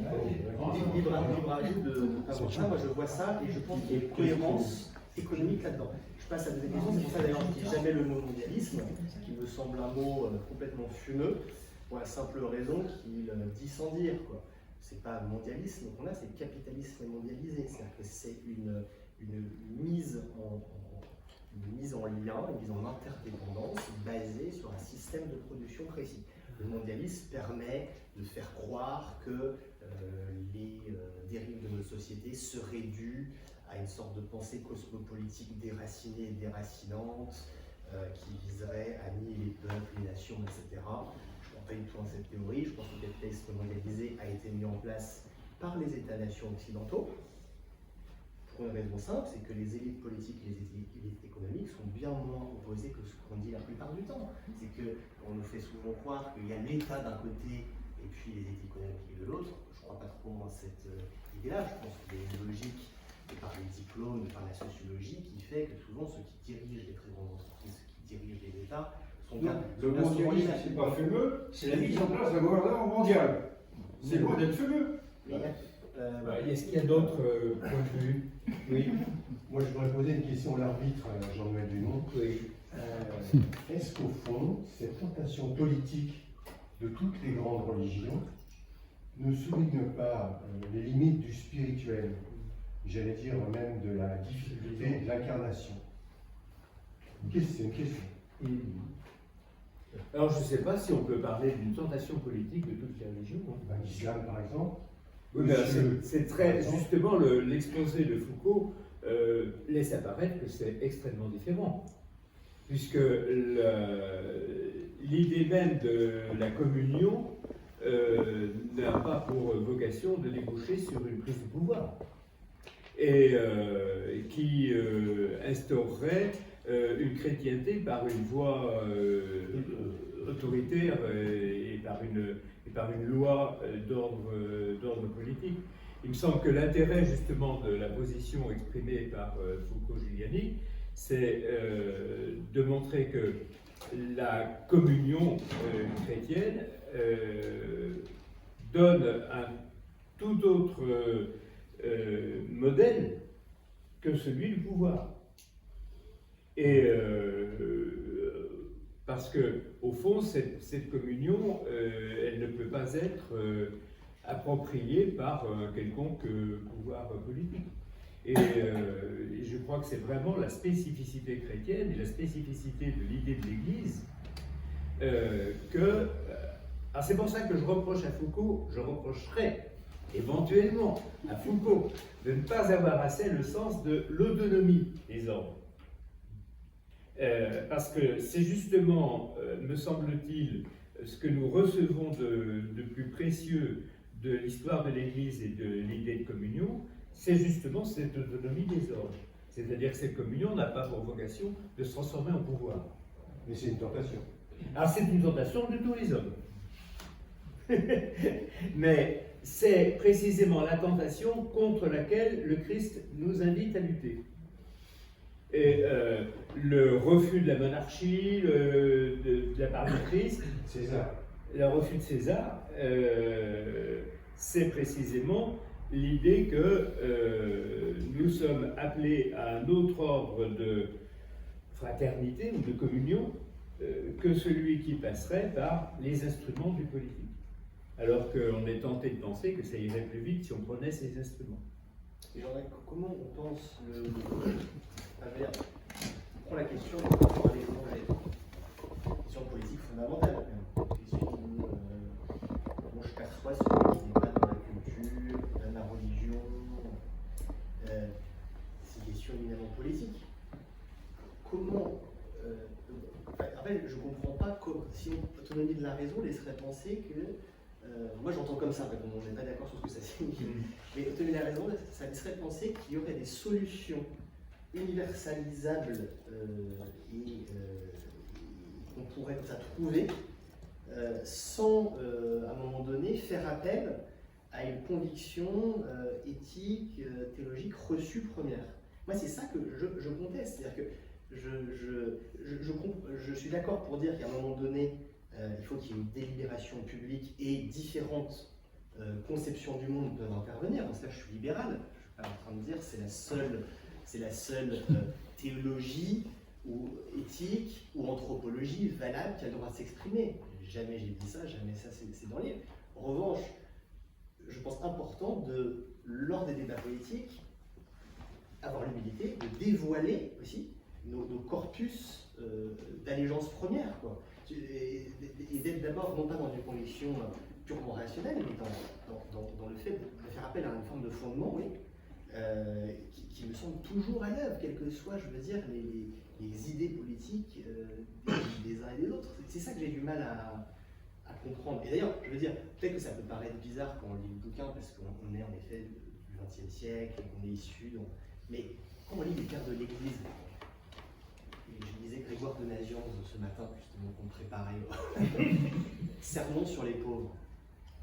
Mais il fait appel à une sorte de pensée qui entremêle totalement le motif rationnel et le motif théologique en permanence. Et pour moi, je vous lis par exemple par l'extrait, je trouve ça très beau. Dieu fournit en abondance des ressources premières qui ne peuvent être accaparées par les forts, ni mesurées par les lois, ni délimitées par les frontières.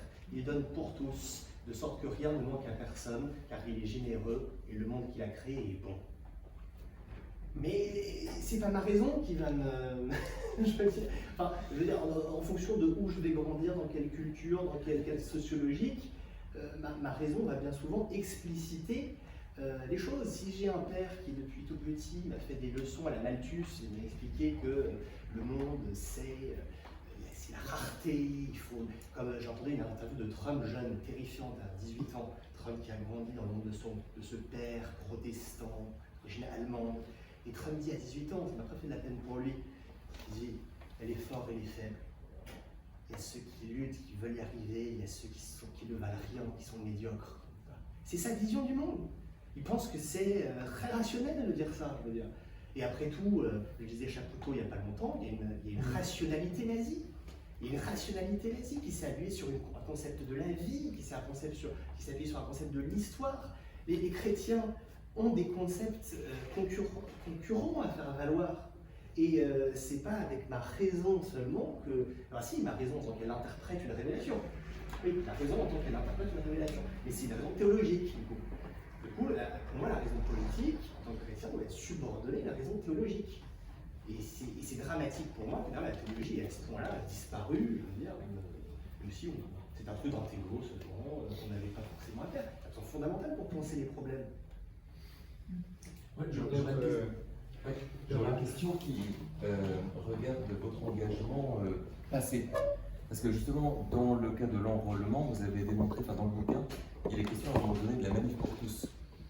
Et sur la question de la manif pour tous, c'est assez intéressant parce qu'il me semble, et j'aimerais bien avoir quelques précisions là-dessus, vous êtes précisément intervenu dans la cité, précisément en croyant à cette époque, mais je ne vais pas parler pour vous, enfin j'aimerais bien avoir l'interprétation que vous donnez vous-même de la manière que vous avez eu d'intervenir dans le débat public à cette occasion. Comme chrétien, j'ai le sentiment que c'était le cas. Mais si vous revisitez maintenant cette affaire-là, vous voyez cette affaire-là comme, vous dites, un péché originel. Et donc, je crois que l'expression est présente dans le bouquin. Donc j'aimerais bien avoir quelques lumières sur ce déchirement qui semble vous habiter maintenant. Voilà. Est-ce que je peux lire le passage du bouquin comme ça, ces manifestations, donc c'est les manifestations contre le mariage pour les personnes de même sexe, plus que l'opposition à la loi en elle-même, ont été, pour ceux de notre génération qui y ont pris part, un péché originel, un mal commis que nous aurions pu ne pas commettre, mais que nous avons commis malgré tout. Elles nous ont fait quitter un jardin céleste d'innocence pour entrer dans les combats terrestres où la recherche du bien ne s'exerce pas sans faute, et elles nous ont fait mieux comprendre ce qui était de nature à nous libérer, à nous sauver. Le mal commis a consisté à blesser moralement et spirituellement les personnes pour qui cette loi était conçue. Alors, sur ce point précis du livre, c'est quand même beaucoup Paul qui a écrit, qui a quand même eu un rôle engagé dans ce manif pour tous important. Pour ma part, j'ai participé à 2 manifestations, mais je n'ai pas eu d'engagement vraiment au sein de la marge. Donc j'ai quand même un rapport un peu différent biographique, je dirais. Néanmoins, c'est vrai que j'ai changé d'avis sur la navigation, puisqu'à l'époque, j'étais très proche de Jean-Claude Michéa, je ne sais pas si vous connaissez. Et Jean-Claude Michéa a cette position d'un socialisme conservateur, ce qu'elle appelle le socialisme conservateur, et il fait cette distinction des formes de questions sociétales et des questions sociales, en expliquant qu'en gros, nos sociétés vont de plus en plus vers la logique du droit individuel, et que du coup ça délite le cours social, etc. Donc, à l'époque, cette lecture me séduisait, elle ne me séduit plus, pour 2 raisons. Déjà, je pense que la distinction sociétale et sociale me semble assez peu solide, en fait. J'ai l'impression que souvent c'est plutôt une manière de nommer les choses de façon à hiérarchiser les combats. Dire voilà, ça vaut pas, ça c'est un truc de secondaire, ça c'est un truc principal.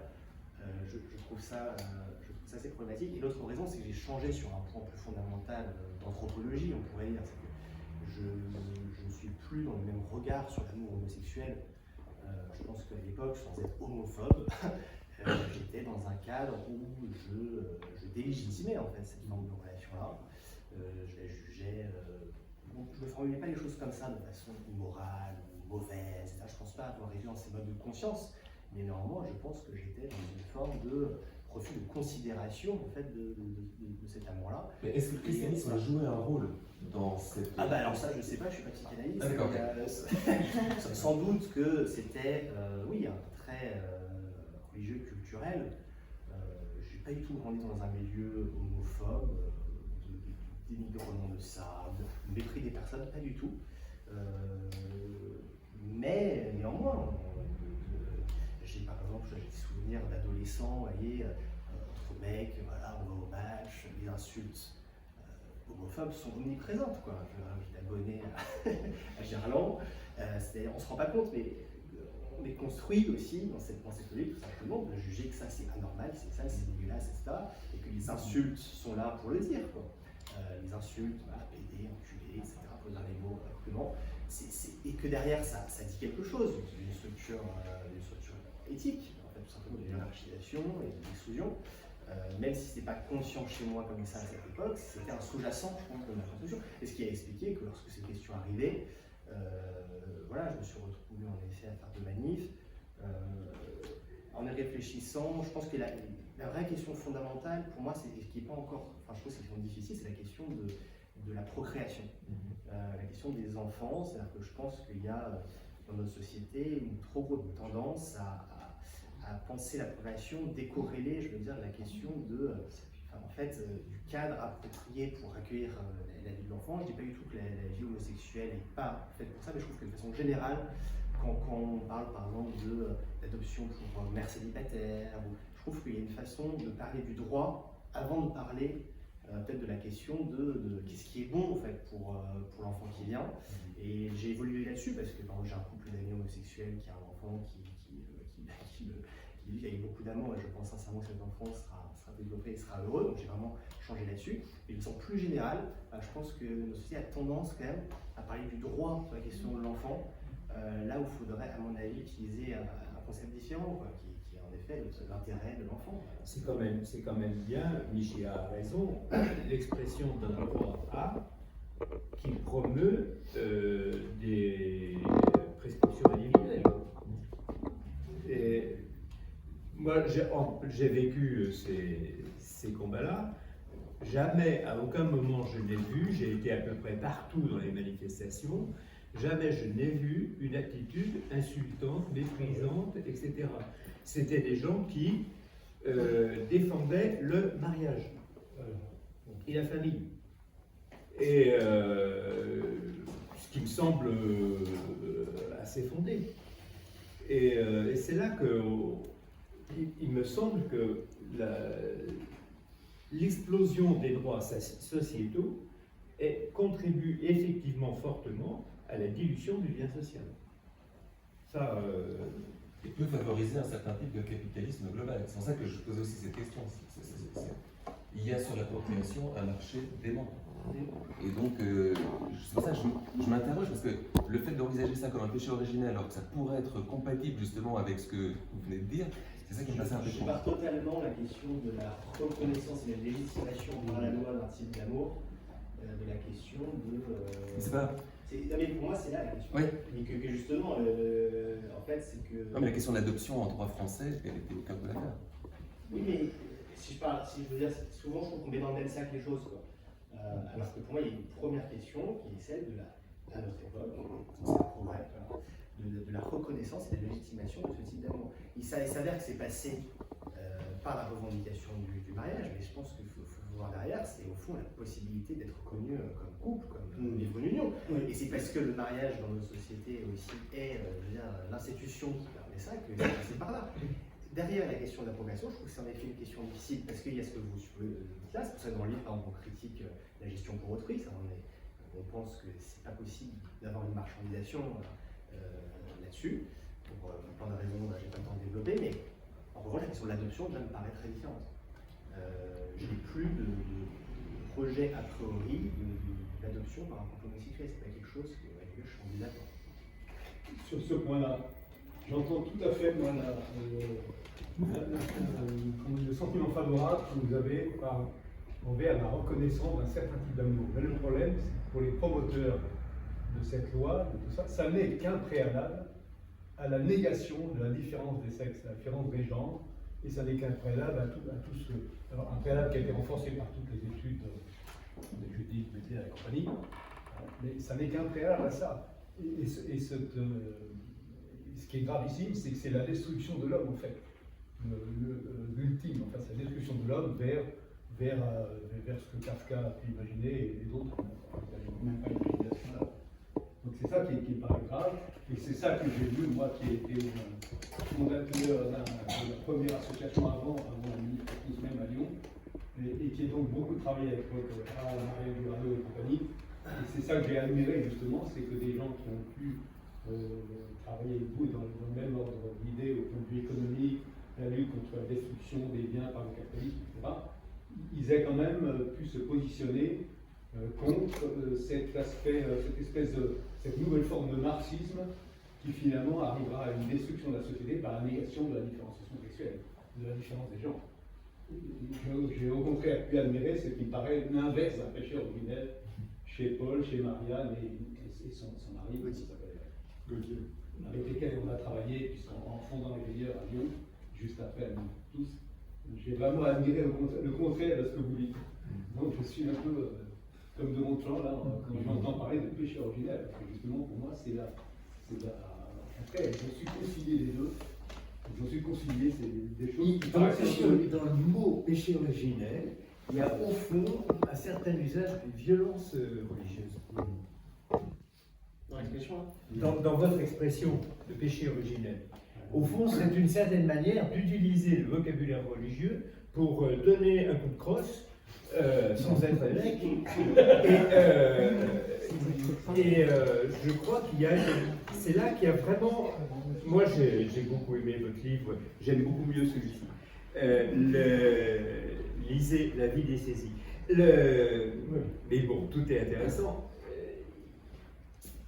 Au fond, il y a une certaine violence religieuse dans l'ignorance des négations et dans l'usage d'un vocabulaire religieux pour semoncer l'autre. Et l'exemple du mot péché originel, c'est exactement ça. Ah oui, ça non, mais je serais d'accord. Je serais d'accord sur le danger qu'il y a à en fait clore le débat par l'invocation d'un concept comme ça qui écrase tout. D'ailleurs, oui, parce que vous êtes sur le dialogue aussi, c'est pour ça qu'on a Ça fait un peu spiritualisé. Sauf que moi, l'impression, quand je lis ce passage, j'ai l'impression que je vais vous provoquer un peu, d'accord? Il y a eu Nuit debout à Lyon, et avec des amis qui sont engagés là, et donc ça posait un peu. Puis il y a des gens de, je ne sais pas si du Simon des Intercathos, qui ont été à Nuit debout, la bouche en cœur, en disant nous on est des catholiques, on est des croissants, on est tout ça, donc on est des amis, donc voilà, on vient fraterniser. Et donc ils se sont fait jeter. Et on a l'impression que ce traumatisme originel, il faut absolument le surmonter, et donc on doit écrire à destination de ces gens qui nous ont claqué la porte de nous parce qu'on était des homophobes, il faut leur dire nous sommes pécheurs. Non, ce que tu décris là, c'est caractérisé à Gauthier et Marianne. C'est pas nous. Et toi, il y a un peu l'impression que c'est plutôt vous. Moi, je veux dire, chacun ses histoires. Je ne le lis pas comme un. Alors, ça, c'est vrai. Je ne lis pas ça comme une accusation à l'autre. Je lis vous reconnaissez pécheur devant des militants dont vous essayez d'embrasser pratiquement toutes les causes. Et avec brio et je comprends encore, très bien. C'est pas ça, en tout cas sur cette question précise du rapport à la question homosexuelle, etc. En tout cas pour moi, il n'y a rien de séduire quiconque, etc. Il y a juste une prise de conscience que j'ai changé d'avis sur une question. J'espère des raisons qui valent. Après, c'est que aussi, alors, je prends l'exemple de Dorothy. Dorothy, dans l'équipe de départ, il s'est avéré qu'il y avait 2 personnes homosexuelles. Je ne savais pas forcément, ça c'est au bout de plusieurs années, ça s'est déclaré, c'est une discussion qui est venue dans l'équipe. Ils ont fini par créer quelque chose qui s'appelle Friends of Dorothy, qui est un cercle de discussion en personnes LGBT de Dorothy qui se réunit 1 fois par mois. J'ai discuté avec eux, j'ai lu des choses, et que c'est vrai que oui, c'est devenu un pôle d'activité important du lieu. D'ailleurs, vous avez lu un mail salé. Pourquoi en fait? Parce qu'on légitime, ce faisant, on sort de l'ombre en fait. Une pratique, un homme de fille, qui, je suis désolé de le dire, mais voilà, on peut parler de procréation, on peut parler de trucs comme ça, mais qui reste en lui-même source de dégoût, source de rejet, source de refus pour beaucoup de chrétiens. Et c'est juste que je pense que c'est important de mettre au jour parfois un acte d'affect, notre rapport à la chose avant de partir dans les idées intellectuelles, parce que on est, à mon avis, plus désaffecté que ce qu'on le pense aussi. On est construit par ça. Et que parfois, je trouve que, en tout cas, voilà, j'observe ça et je pense que c'est ça aussi qui s'est passé. Et juste, quand vous avez dit tout à l'heure, moi j'étais en Erasmus pendant l'année 2013, donc j'étais loin de tout ça, mais j'ai suivi un peu, donc j'ai pas fait les manifs ni l'un ni l'autre, mais quand vous avez dit dans les manifestations, enfin, il n'y avait pas tout ce qui était dit, ou les slogans, tout ça, c'était pas voilà, homophobe, mais il n'empêche qu'il y avait quand même beaucoup de personnes qui se sont senties blessées, que ce soit des chrétiens ou des chrétiens, et que ça a quand même beaucoup... Enfin voilà, à la fois les gens sont partis d'église, les gens ont été très blessés, donc il y a eu quand même ça, c'était pas que la manif, c'était tout ce qui est autour. Et puis je pense à ce que la rédaction de Limite a fait en septembre 2019, avant que s'ouvrent les débats à l'Assemblée sur la PMA. Ils ont fait un texte, on doit l'avoir là parce qu'on se souvient de Limite, mais en gros ils ont reconnu que pendant les années, pour tous, où n'était pas encore limite à 2015, donc c'était après ça, mais que dans des articles qu'ils ont pu faire, voilà, il y a pu avoir des phrases, des choses qui ont blessé, et que là, ils allaient essayer, dans la manière dont ils allaient aborder le débat et du regard critique qu'ils ont sur la PMA et tout ça, voilà, d'avoir ça en texte. Et j'avais trouvé ça assez beau et assez humble de reconnaître, je pense ça à ce que dit Vincent sur quand Gauthier et Maria sont allés, voilà, qu'il y a eu des sueurs quand même, et que voilà, et que dans les mythes ils allaient essayer, et je pense, et moi j'ai vu une évolution dans la manière dont ils abordaient ces sujets-là, parfois avec au début beaucoup de moqueries, je trouvais, enfin, des phrases voilà, qui blessaient inutilement, et ensuite voilà, de garder un propos critique sur certains aspects, tout en ayant conscience que ça avait beaucoup blessé. Et je pense que, enfin, je ne sais pas, je ne suis pas homosexuelle, j'ai pas vu ça, mais moi je connais beaucoup de chrétiens homosexuels qui ont été beaucoup blessés par ce qui s'est passé il y a 10 ans. Et même si dans les manifs, il y avait. Ça se passait bien, mais c'est encore présent pour beaucoup de gens aujourd'hui. Voilà. J'ai l'impression qu'on s'éloigne un peu, j'aimerais bien qu'on recentre sur l'exposé de tout à l'heure. J'ai l'impression que quelqu'un, c'était pour Vincent, qui disait que c'était, en fait, vu ce qu'il disait, c'était vraiment très difficile enfin, d'être chrétien, et qu'on avait un peu l'impression que, voilà, c'était impossible quasiment si on faisait pas ceci, cela. Vous n'avez pas dit quelque chose un peu de ce genre où vous trouvez que c'était un peu, il mettait la barre très haut et que voilà. Et moi, je me dis que oui, mais la barre elle est excessivement haute et que justement le problème, c'est que on a tendance, quand on est chrétien, quand on va à la messe le dimanche, que l'on se comporte bien avec son entourage, on se dit bon. C'est déjà pas mal quand même. Alors, en France, si on s'occupe, par exemple, on s'investit dans notre village, voilà, les histoires de pesticides ou d'eau, alors on va s'engager. C'est sympa, c'est bien.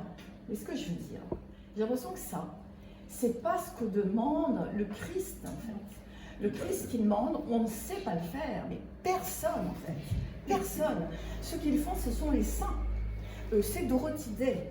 C'est des gens qui sont capables de tout abandonner, mais vraiment tout, d'aimer tout le monde, enfin le Christ quoi, la prostituée, l'homosexuel, le type qui fait ceux qui font la PMA, qui la font pas, le machin, Durano et autres, et tout le monde, voilà, on s'en fout, voilà. Et ce qu'il faut se dire, c'est qu'on est là, qu'on est hyper favorisé, que d'accord, marxiste, bidule, capitaliste et tout, il faut quand même regarder l'état du monde.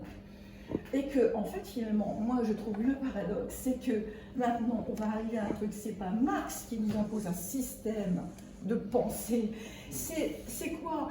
Mais c'est Trump, c'est J.D. Vance, c'est machin, et bientôt en France il y en aura une énorme entreprise, il n'y en aura plus qu'une, qui fera travailler des Ouïghours en Asie, et on s'habillera tous pour 1 euro. Enfin, il y a tout ce truc vivre, donc je veux revenir à l'essentiel c'est qu'on est là, et que je trouve que ce vie-la-vie dessaisie nous dit juste à chacun d'être un petit peu humble, voilà, un peu se dire, être catholique, c'est chrétien, c'est extrêmement difficile, voilà, c'est tout. Il n'y avait pas de chrétien ordinaire dans le Christ.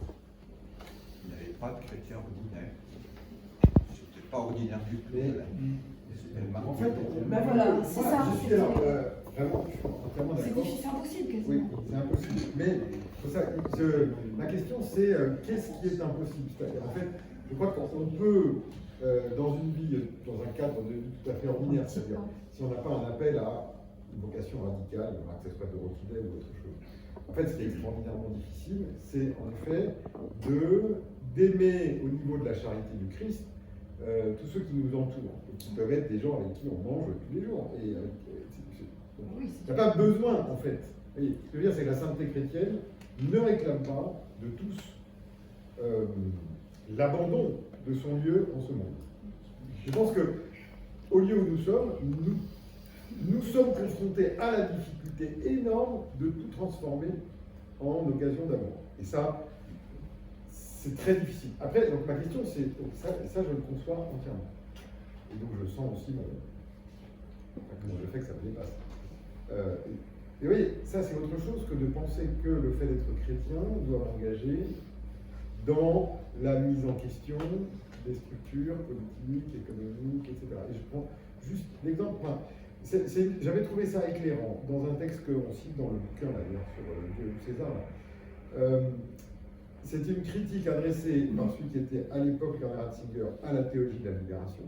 Et en gros qui disait l'idée chrétienne traditionnelle était que les récits du livre de l'Exode étaient une métaphore, une préparation de la libération du péché.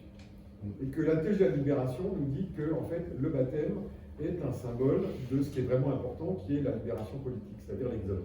C'est-à-dire qu'il y a une sorte de... En fait, non, si vous êtes vraiment chrétien, c'est tout ce qu'on dit en tant que chrétien sur le péché, vous devez le comprendre comme libération à l'égard des structures d'oppression temporelle. Donc, retour vers l'Exode. Je trouve que c'est un lexique qui m'éclaire, en tout cas, pour comprendre... Pourquoi? Moi, être chrétien, c'est pas vraiment un état, c'est un appel. C'est un appel qui transcende les séparations. Je veux dire, je comprends ce que tu dis sur les... C'est vrai, il y a un sens aimer autour de soi. C'est la petite voix de Thérèse, de Sainte Thérèse. C'est très beau. Mais là, on est en théologie politique et on s'intéresse. Et c'est pas une opposition. Et je trouve qu'il y a parfois un usage assez conservateur, cette distinction, en fait. On nous rappelle l'ordre. On dit, attends, tu veux changer les choses, change déjà ta vie. C'est le petit colibri de Pierre Rabhi à la sauce chrétienne, finalement. Il y a un usage très conservateur de cette idée. C'est ça qui me dérange. Par contre, il faut entendre dans cette idée quelque chose et avec des amis, je veux dire, de gauche non chrétiens, on en parle beaucoup. Quelque chose avec lesquels je suis souvent en désaccord avec eux, c'est que le changement est pour plus tard. C'est au fond, c'est le grand soir réinventé, quoi. C'est l'idée que ce qui compte, c'est que voilà, que là, c'est un ex nihilo, quoi. Alors que dans le livre, d'ailleurs, on essaie de penser le déjà là. C'est à mon avis la bonne compréhension d'ailleurs de la cité de Dieu Saint-Augustin. La cité de Dieu n'est ni une sorte de justifiant théocratique de l'Église, ni quelque chose d'extratemporel futur. C'est une espèce de mince ruisseau de grâce qui traverse l'histoire et qui traverse les cœurs, mais qui traverse aussi les cultures, qui traverse aussi les institutions et qui est appelé à croître aussi, et qu'on est appelé à faire croître. Et en cela, il y a une dimension politique dans cette, il me semble, dans cette analyse-là. Et je trouve que l'opposition du coup à la sphère privée et la sphère publique tu vois ce que c'est pas ce que j'ai voulu dire. À mon avis, tout simplement, être un bon chrétien, c'est de faire le bon samaritain avec les gens qu'on croise dans sa vie. C'est déjà bien.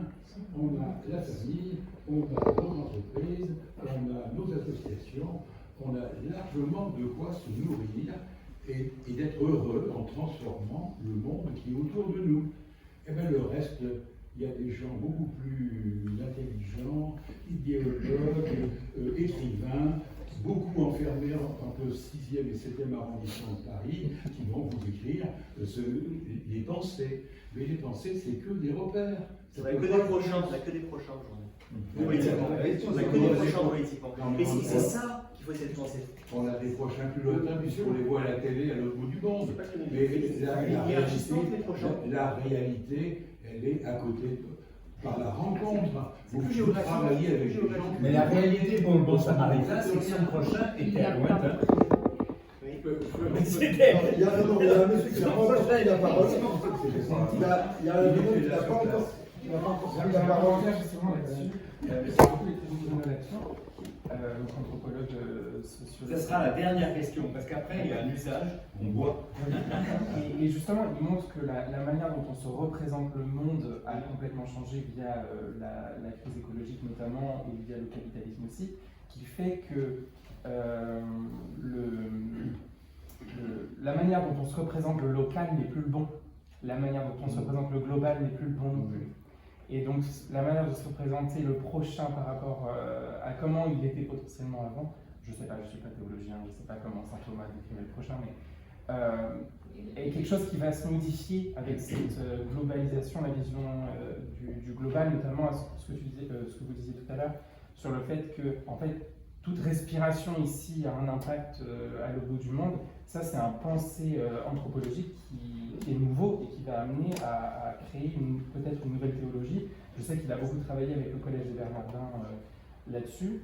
Et justement, je voulais savoir aussi si vous aviez des réflexions autour de ça, sur le plan philosophique et théologique dans vos travaux.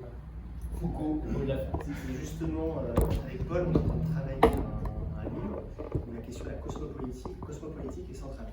Et c'est un cosmopolitisme, en fait, c'est exactement ce que je disais justement, c'est prendre au sérieux l'idée qu'il y a une interconnexion entre les humains au niveau mondial, qu'on n'a plus que des prochains dans la mesure où on a un effet sur l'autre, il a un effet sur moi, même si je ne le conscientise pas comme ça ou je ne veux pas le voir, évidemment, c'est plus facile de ne pas s'en rendre compte, mais la réalité c'est que c'est ça, c'est un donné profondément nouveau.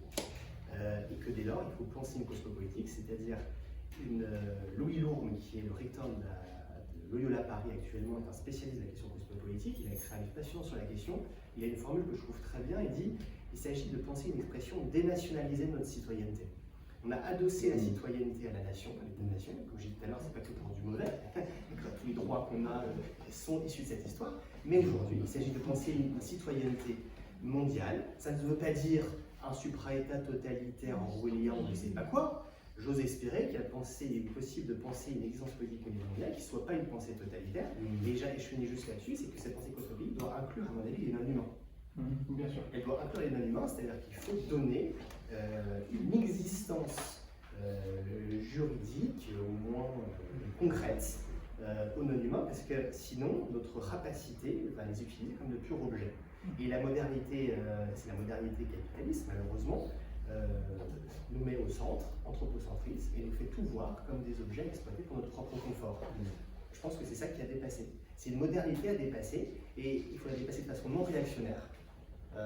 C'est tout le défi, à mon avis, du prochain siècle.